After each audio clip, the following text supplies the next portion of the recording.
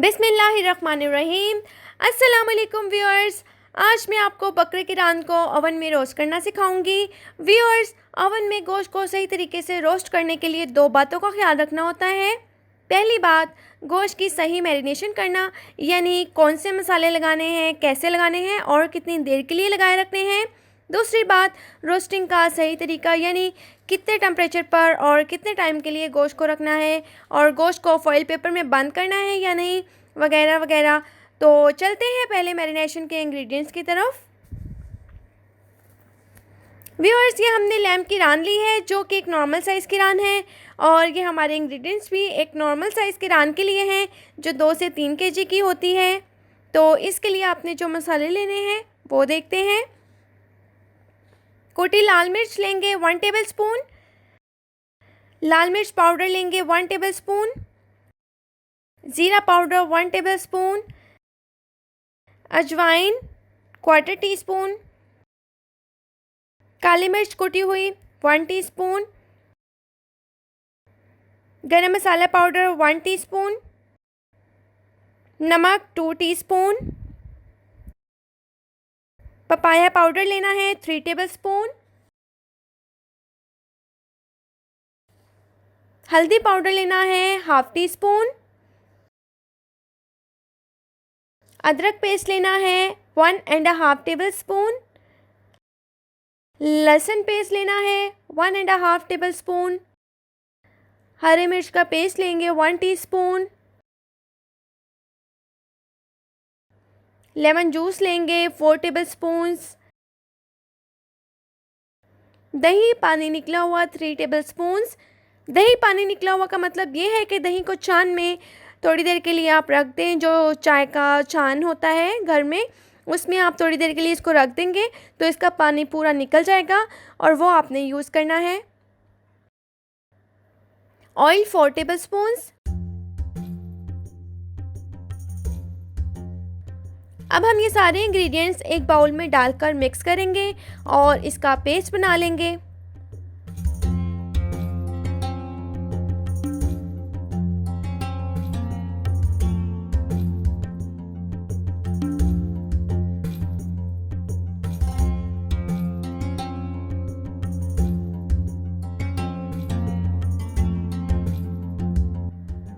जी, तो हमने सारे इंग्रेडिएंट्स को अच्छी तरह मिक्स करके पेस्ट बना लिया है और ये पेस्ट अब हम रान के ऊपर लगाएंगे। सबसे पहले रान के ऊपर बड़े बड़े कट्स लगाएंगे ताकि इसमें पेस्ट अंदर तक लगाया जा सके। इस तरह स्पाइसेस का फ्लेवर पूरे गोश्त में अच्छी तरह से जज्ब हो जाता है, और कट्स लगाना इसलिए भी ज़रूरी होता है ताकि ओवन की हीट गोश्त के अंदर तक पहुँचे और गोश्त अंदर तक पक जाए।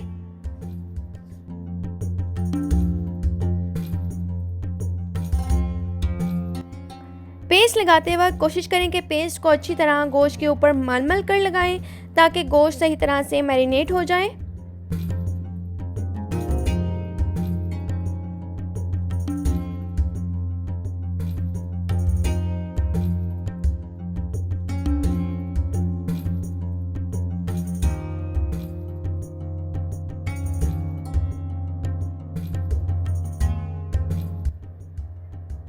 हमने पेस्ट लगाकर गोश्त को अच्छी तरह से मैरिनेट कर दिया है, तो अब हम इसे 2 घंटों के लिए रखेंगे। याद रखें कि मैरिनेशन के बाद गोश्त को जितना ज़्यादा टाइम के लिए रखा जाए उतना अच्छा होता है, क्योंकि इस तरह मसालों का फ्लेवर गोश्त में पूरी तरह से एब्जॉर्ब हो जाता है। और इसके अलावा लेमन जूस और पपाया पाउडर जो पेस्ट में हमने शामिल किया है वो गोश्त को सही तरह से नरम कर देता है, तो गोश्त आसानी से और अच्छी तरह से रोस्ट हो जाता है। इसलिए बेहतर है कि गोश्त को ओवरनाइट रखा जाए, लेकिन अगर आप इसे जल्दी बनाना चाहते हैं तो कम से कम इसे 1 से 2 घंटों के लिए तो ज़रूर रखें।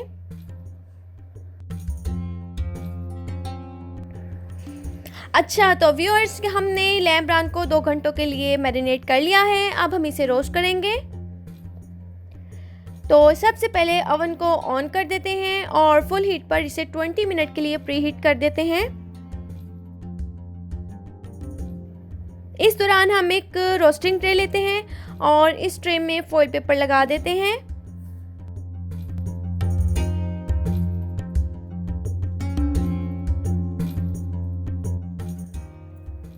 अब इस ट्रे में एक स्टैंड रख देते हैं। इस स्टैंड के ऊपर रान रखेंगे। ये स्टैंड इसलिए रखना चाहिए क्योंकि रोस्टिंग के दौरान गोश्त और मैरिनेशन पेस्ट का जो पानी निकलता है तो वो पानी नीचे ट्रे में जमा हो सके, ताकि गोश्त पानी से ऊपर रहकर सही तरह से रोस्ट हो जाए और ट्रे में जो पानी रह जाएगा वो आखिर में आप सालन के तौर पर भी इस्तेमाल कर सकते हैं।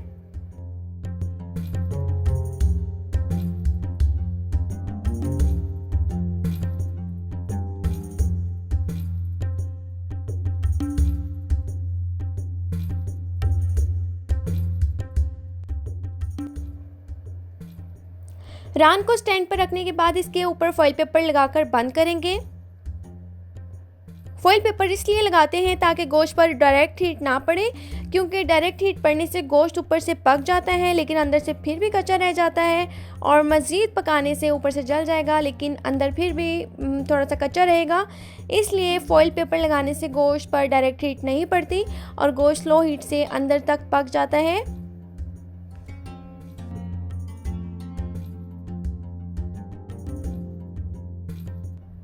ओवन 20 मिनट से ऑन है और अच्छी तरह से प्री हीट हो गया है। ये देखें, ग्रिल का ऊपर हीटिंग कॉइल से कम से कम इतना फासला हो, ग्रिल हीटिंग कॉइल के बिल्कुल करीब ना हो और बहुत ज़्यादा नीचे भी ना हो। तो चलें अब रान को ओवन में रख देते हैं और इसको 2 घंटे के लिए रोस्ट करेंगे।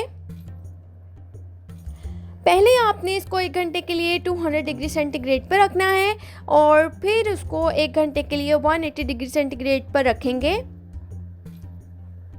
इस तरह 2 घंटे में रान रोस्ट हो जाएगी। हाँ, आखिर में गोश्त को ऊपर से अच्छा सा कलर देने के लिए और क्रिस्पी लुक देने के लिए हम फॉइल पेपर हटाकर इसे ओवन में मज़ीद 15 मिनट के लिए रखेंगे।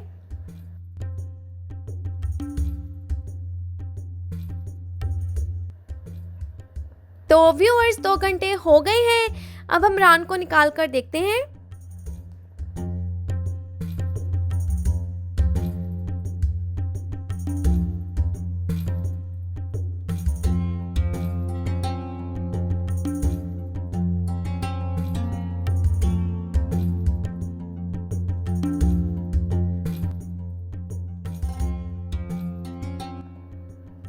आप देख सकते हैं कि रान अच्छी तरह से कुक हो गई है और खाने के लिए बिल्कुल रेडी है, लेकिन इसे फॉइल पेपर के बगैर 15 मिनट के लिए ओवन में हमने रखना है ताकि इसके ऊपर प्यारा सा क्रिस्पी लुक आ जाए, ब्राउन कलर आ जाए और फिर हम इसको निकालेंगे।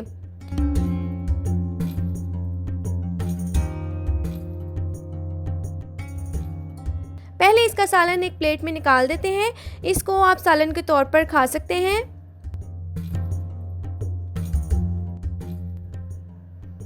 अच्छा, तो इसको कलर देने के लिए 15 मिनट के लिए ओवन में रख देते हैं और 15 मिनट के बाद इसको दोबारा निकालेंगे।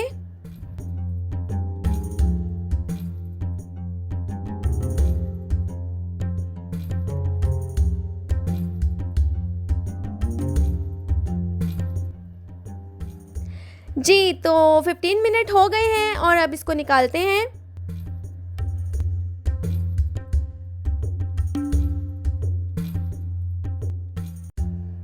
आप देख सकते हैं कि रान पूरी तरह से रोस्ट हो गई है, ऊपर प्यारा सा कलर आ गया है और गोश्त भी अच्छी तरह से बिल्कुल नरम हो गया है, पक गया है, बहुत मज़ेदार, बहुत जूसी लग रहा है।